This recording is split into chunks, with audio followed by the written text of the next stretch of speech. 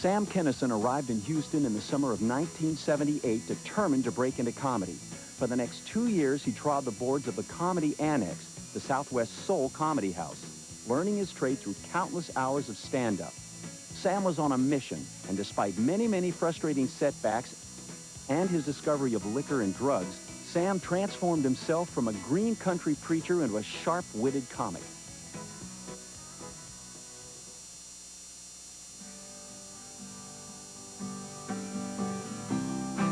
When Sam Kinison turned his back on the ministry and eagerly leaped into comedy, he also embraced its lifestyle, one fueled by alcohol and drugs. Houston was booming in the late 70s. Oil money abounded and cash-rich Texans weren't afraid to spend it.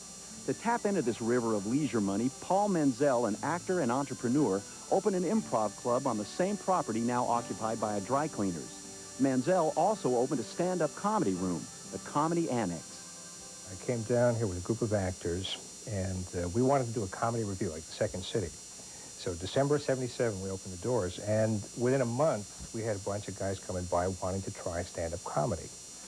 This bunch included nationally known comedians Riley Barber, Bill Hicks, and later, Brett Butler.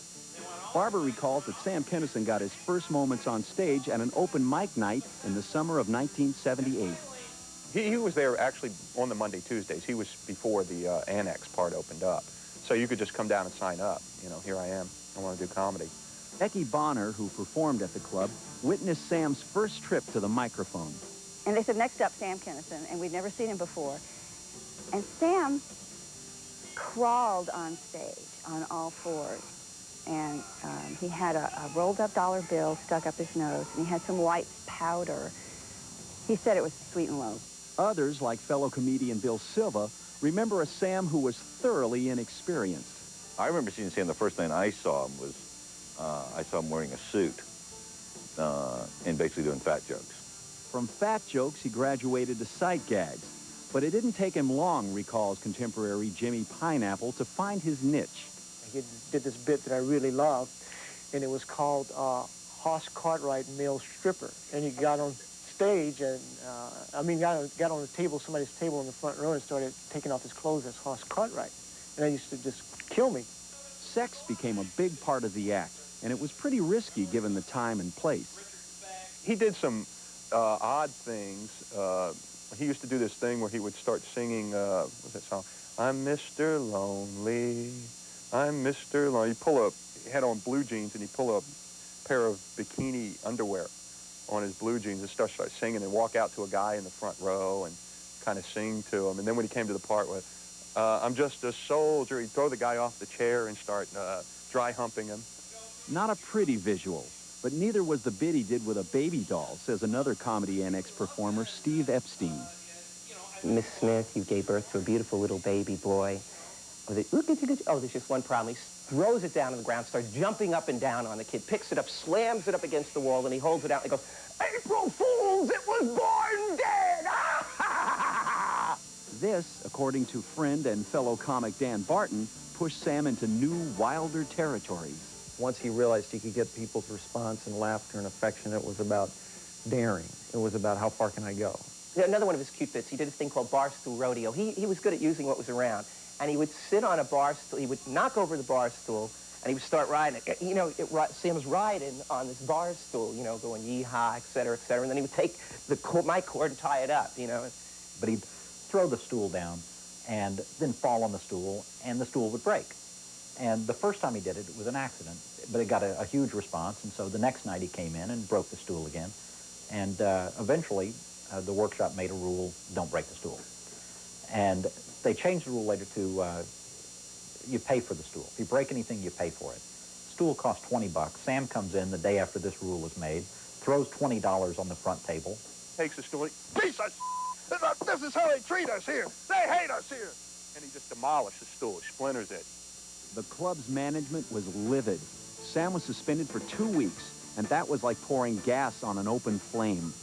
He decided he would crucify himself at the stop-and-go across the street, because there's a big plate glass window in front of the annex. So he got a loincloth and he got a broomstick and ketchup for blood. he crucified himself across the street from the Comix Annex. Management reluctantly reinstated Sam. It's all well and good to have rules and everything, but the bottom line is it was a business, and Sam brought people in.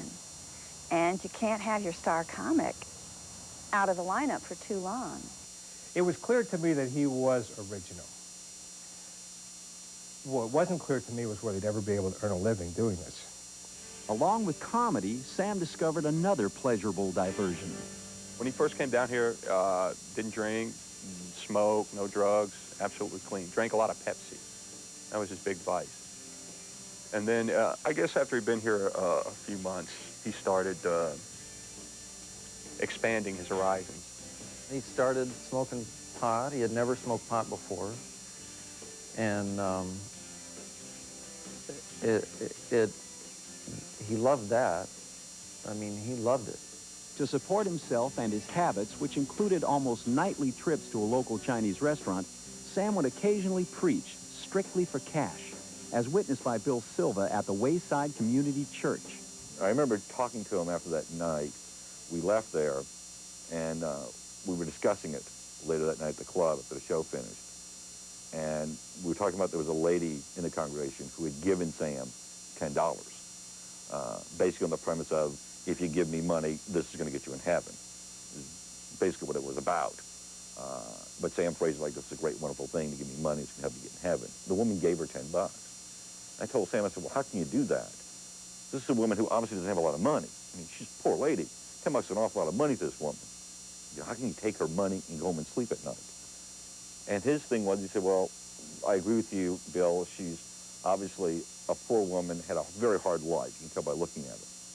But for $10, she just bought eternal happiness. It was during this time that older brother Bill saw Sam perform at the Annex. I was no comedy, expert. I'm still not.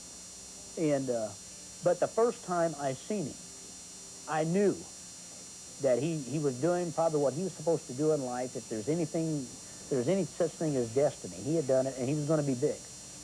Brother Bill wasn't the only one to see Sam's potential. I saw Sam the first time I was working at Place the Arena in Houston. And after the show, went over to a comedy club. You know what I mean? There's a number of comedians. Then Sam was there. He was very young. He was very raw. But still, in all, I dug him. He wasn't doing what he's doing today. He was doing something different, though. But he was funny. Sam was feeling his oats. As his popularity increased, so did his ego. Sam had what I consider a real star mentality from the beginning, you know. Sam was just, hey, I'm Sam. Everybody hangs out with me. You know, I'm not just one of this group. These guys are hanging out with me. It's his attitude. Sam set his sights on Hollywood, where comedians Steve Martin, John Belushi, and Sam's hero of heroes, Richard Pryor, were the reigning stand-up gods.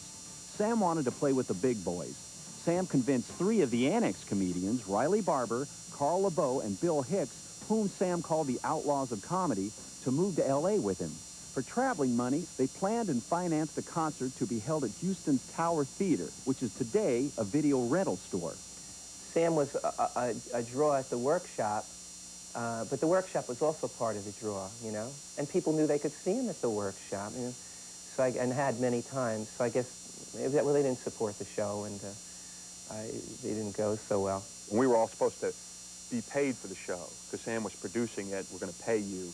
You know, hey, guys, sorry, we didn't make any money on this. Here, have a hamburger.